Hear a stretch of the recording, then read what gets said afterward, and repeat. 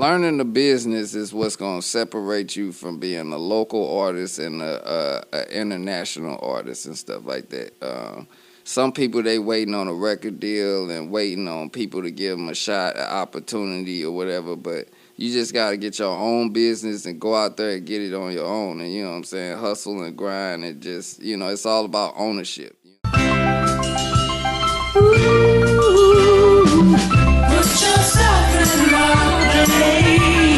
Turn it up a little louder. Put yourself on. What does that mean? The Hustler's How-To Guide to Self-Made Success. Hey, turn this up, fam. Turn up right now. You know what it is. Free smoke, hey. Free smoke. The bobbypin.com. That's cool. Thank you. Cool. Got a candle on my wrist, girl. I'm cashing out. All my money live rich. I don't dance now. I make money move. This is where it's at. Welcome to your Hustler's How-To Guide to Self-Made Success. I'm your host, Bobby Pin, and this is another Put Yourself On podcast. Today, I have with me some homegrown talent, St. Louis' own, Hot as That Thing. Yeah. What's up, y'all? I got Adez, King Show-Off, and Edward Buckwild. How y'all doing? Yes, sir. We are great. We good. We're good. Shout out to everybody that's listening.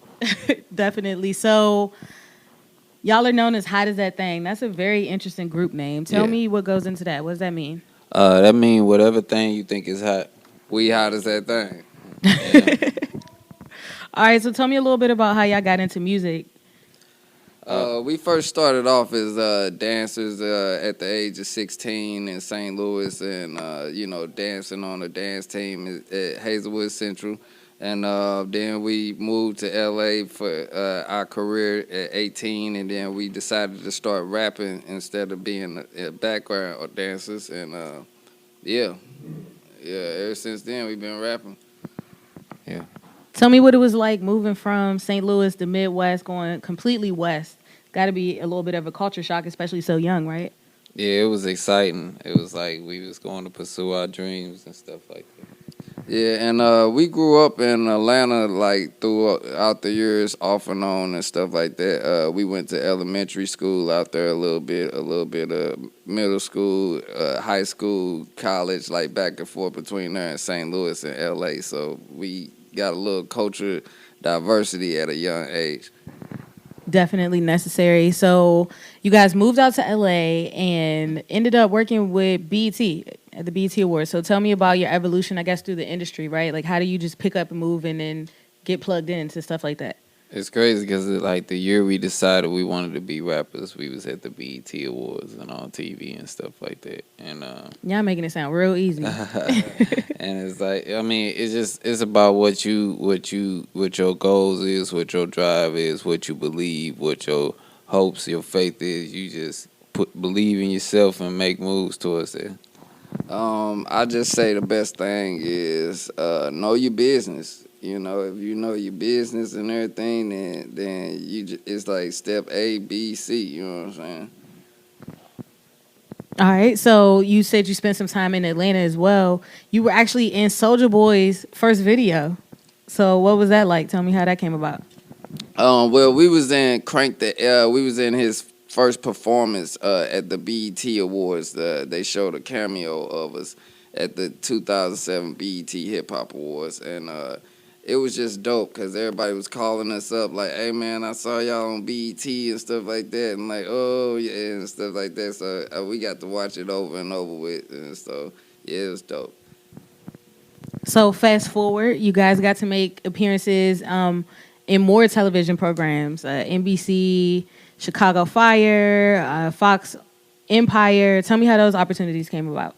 We had a mutual friend with someone who was doing like the training on the set of Empire, and then he was like, man, one day we gonna need y'all and stuff like that. And then we ended up meeting Yaz the Great, the dude who played Hakeem on Empire, and we all was in the studio jamming and stuff like that. And one day they gave us a call to come over to the set, whatever. We came down there and just, we did the show, and it was cool. It did 4 episodes. It was cool. That's tight. What was your favorite memory from that experience? Mine was just meeting everybody, all the cast and stuff like that, and just hanging out on the set, and really just working on the music side and stuff like that. They had some good food too. Craft services, shout out. Yeah. Did you pick up any tips in terms of the entertainment industry from anybody? It's an all-star cast, so what'd you learn? Just like the humbleness of the cast and stuff like that. Even though Terrence Howard, the show is based around him, basically, him and Taraji, they would still talk to the extras, still talk to, the people who working in the background and stuff like that, the cast and the crew. So, it was cool, just to see their humbleness and to see even that if you're at the top, you could still reach out to somebody. For sure. So we're building up to something really big, and I cannot get to that point without pointing out that you guys are business owners as well. You have your own record label. Yeah. Tell me about why it was important for you to found your own business and to take your music that seriously that you kind of own it yourself. Well, learning the business is what's going to separate you from being a local artist and a international artist and stuff like that. Some people, they waiting on a record deal and waiting on people to give them a shot, an opportunity or whatever, but you just got to get your own business and go out there and get it on your own. And, you know what I'm saying, hustle and grind and just, it's all about ownership, you know what I'm saying? Just learn the business. Yeah, I think once you get your foot in one door, you can start walking through a bunch of. You don't got to worry about how to get to the other doors. It'll just be you walk from one door to the next and stuff like that. And once you know the business, then you got your own label. You take the label's cut as well as the artist. You still got to put something back into your music, so you could be productive and making money. But you get a bigger cut than the label taking like 70 cents off of each dollar or something like that. Or even streaming services. I know you guys just released a single and it's available literally everywhere. Tidal, Spotify, SoundCloud. How do those work? Like for artists that are coming up that don't really understand, what are some things that they need to pay attention to when they're putting their music on these streaming platforms? First thing I would definitely recommend is to get it copyrighted. So, don't nobody take your music out there and stuff, you get it copyrighted and stuff like that, and then once you do that, you just grind, just put it out there, it's best to do it with a label because they start taking you serious when you go to these companies and stuff like that, and it's like a resume, and once you get your foot in one door, you just keep building that resume, go to this company, the next company, like, hey, I got them on my side, and just keep building it up, Play it like a competition almost, put them against each other. Yeah. Well, that is a perfect segue. You said copyright your music so nobody can take anything from you. Because there's a national recording artist that tried to pull the okie doke on y'all. Yeah. You guys just won a lawsuit against Young Jeezy. Tell me what happened. Just won a federal lawsuit, almost $125,000 against Young Jeezy. Sent the music. Had some mutual friends. The song got over to Jeezy. It ended up on his album. What was the original song? Like, what was you guys' song? Our song was I Ball, I Stunt. The same song. It was had the commas in the same spots and everything. You know what I'm saying? It was basically it was a sample of our song, and the sample wasn't cleared. So more so of like the most of the, a little decent portion of the hook, you know what I'm saying? And a lot of their verse was built around the hook, so the whole song was based around our song, like word for word almost. How did he get it in the first place? Was it like a reference track, or y'all were trying to get him to listen to your music? Like, how did that happen? How did he even get it? We had some mutual friends, and these mutual friends, they was on the track with him.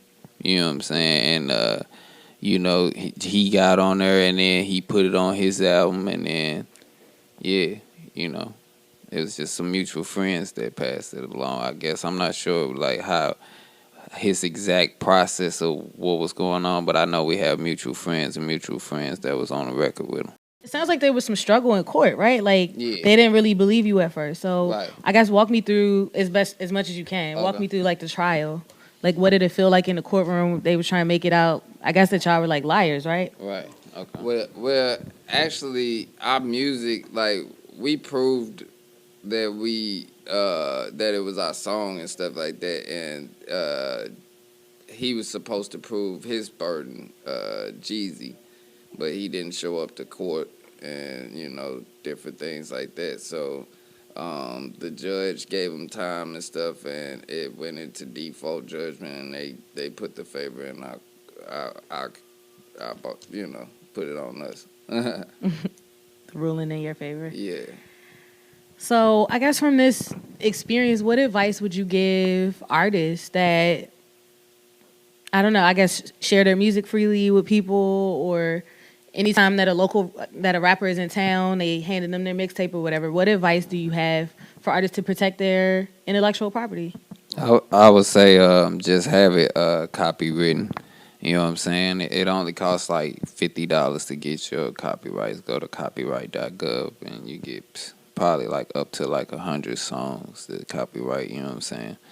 Copyright it. You know what I'm saying? And then don't just you can't send yourself a copy in the mail and do the poor man's copyrights, but those really don't uphold in court like a regular copyright, and that's only $50. So if you're gonna let people listen to it, make sure it's all registered, and that way if somebody take your song, you could get a lawsuit going with them. All right, what are you guys working on now?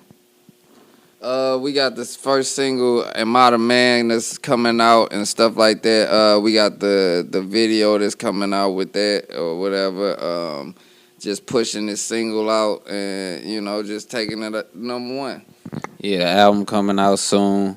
We got a whole bunch of things. We're about to start touring and stuff like that. Yeah, just doing a whole bunch of radio appearances and interviews, and just about to take over St. Louis. So when it drops, the bobbypin.com is going to get that exclusive, right? Oh, yeah, We're going to you be know able to that. share the video Oh, yeah. and tell everybody where to get the song, right? Yeah, you know that. You know that. You know that. World premiere. How does that thing? All right, tell everybody where they can keep up with you guys online. We on Facebook, facebook.com/hottasthatthing. That's facebook.com/hot-ass-that-thing. No, I think that's... No, that's on there. That's the Facebook. And what else? We on YouTube. Look us up on YouTube. How Does That Thing TV? The first single, Am I the Man, is out on Spotify. It's on iTunes. It's on Rhapsody. It's on Jay-Z title. It's on everywhere. Everywhere you can think of. Just go and get that first single, Am I the Man? How Does That Thing? Well, wait, let me backpedal. You were saying you encourage people to create relationships with the companies that stream. How do you even go about doing that? Like, do you know Jay-Z personally? You get what I'm saying? Like, Right. Right. Well, once you get you a record label and stuff like that, just start submitting to these companies. Like, just start sending your music to like Pandora, or send it out to these companies. Like, find out their address. Make calls and stuff like that. And once you send it out, just, keep reminding them and stuff. And, yeah, somebody eventually pick it up if it's good music. And, get distribution and stuff like that. Once you have your label, just, get distribution. And, once you do that, then you could go from platform to platform. And then you got to push it from that point on. You got to push it to everybody you can. Come hard, make a hard video, get noticed. You got to push your music out here. and when you say distribution, what exactly does that mean? Is that like getting, for instance, RCA, just hypothetically, to like push your music to, or what does that mean? It's a lot of independent things out here to where you could get to iTunes, Spotify, you know what I'm saying? You could get to RDO, you could get to PlayStation Network, Xbox Live, you could get to a million websites. Pandora's hard to get on, but I would just suggest really just submitting to all of these companies, whatever company, just send your shot. You know what I'm saying? Just swing for the fence. Just send it off to them, and somebody pick it up if it's good music. I like that. Swing for the fences.